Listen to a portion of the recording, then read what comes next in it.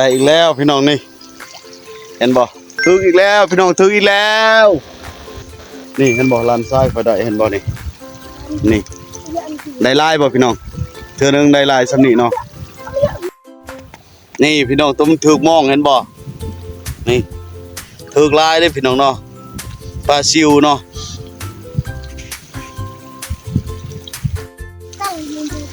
สบายดีพ่อแม่พี่น้องเนาะหรือว่าท่านผู้ชมทั้งหลายมื้อนี้เฮามาหา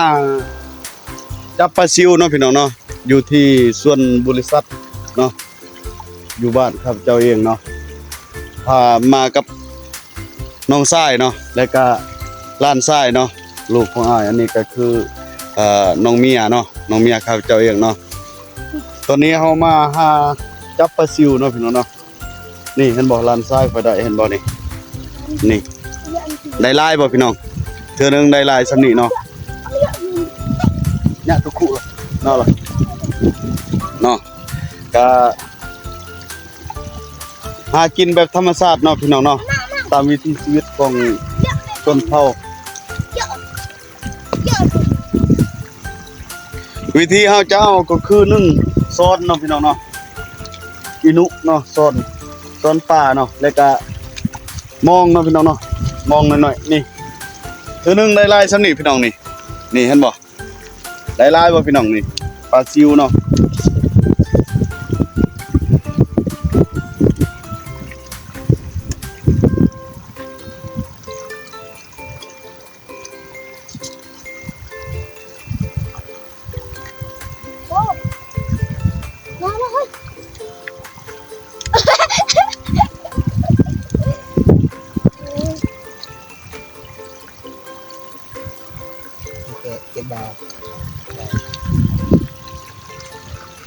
นี่ลานทรายเนาะลานทรายกับต้นป่านี่พี่น้องเทื่อนึงได้หลายสำนี้เนาะก็ได้หลายพอสมควรเนาะพี่น้องเนาะ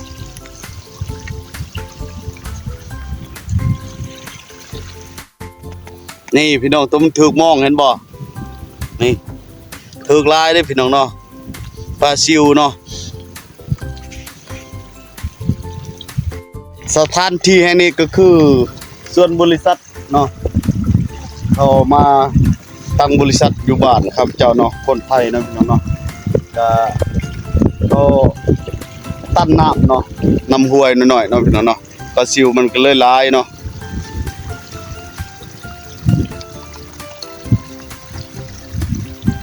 พวกเฮาชาวบ้านก็หากินแบบบ้านๆแบบธรรมชาติเนาะพี่น้องเนาะก็หาจับปลาซิวหาซ่อนปลาซิวเนาะ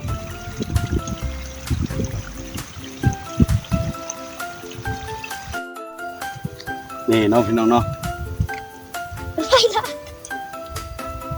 ไว้สิเอาไปดูวิธีแกะปลาจากมองก็ง่ายๆเนาะพี่น้องเนาะเพราะว่าปลาซิวปลาน้อยเนาะสั้นเอาเนาะสั้นมองแล้วมันตกเอียงเนาะพี่น้องเนาะตัวใดยังบ่ตกเฮาก็แกะเนาะค่อยแกะค่อยเอาเนาะ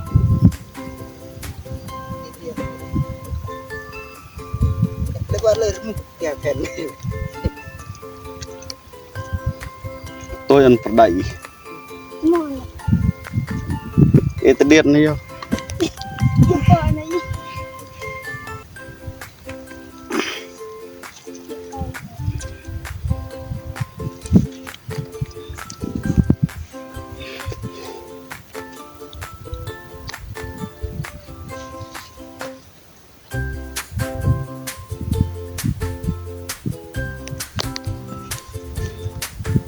เก็บปลาซิวพี่น้อง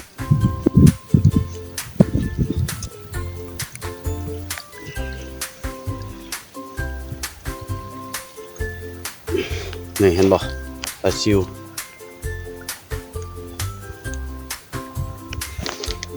ยกเนาะยกมองขึ้นเนาะพี่น้องยกมองขึ้นจากหน้าน้ำเนาะนี่ได้ลูกปลาคอได้นี่เนาะเวลาแกะเงินตัวเดี๋ยวนั่งยาลึกได้ลายเติบเนาะคือนึงได้สำนีเนาะพี่น้องเนาะ Raja jaluk rai papa pendidikan. Được thì nhà tích được thì đã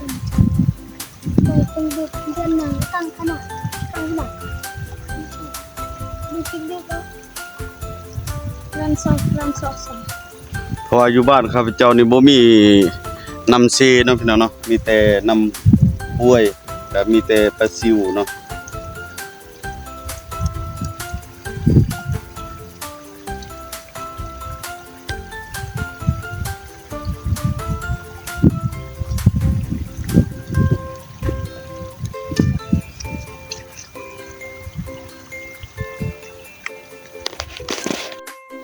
ได้อีกแล้วพี่น้องนี่เห็นบ่นี่คือมองเนาะมองก็มองน้อยๆพี่น้องเนาะมองสั้นๆประมาณเม็ดหนึ่งเม็ดปลายนี่เลยเนาะนี่เดี๋ยวนึงก็ได้สำนี้เนาะนี่แหละพี่น้องเอ้ยวิถีชีวิตของชนเผ่าเนาะทำมาหากินแบบธรรมชาติเนาะคนอยู่บ้านนอกคอกนาเนาะวิธีการทำมาหากินก็สิประมาณนี้เนาะ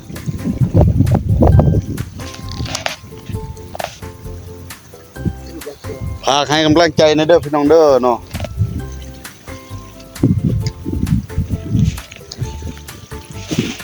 ทางช่อง YouTube วิถีชีวิตของชนเผ่าตะโอ้ยเนาะ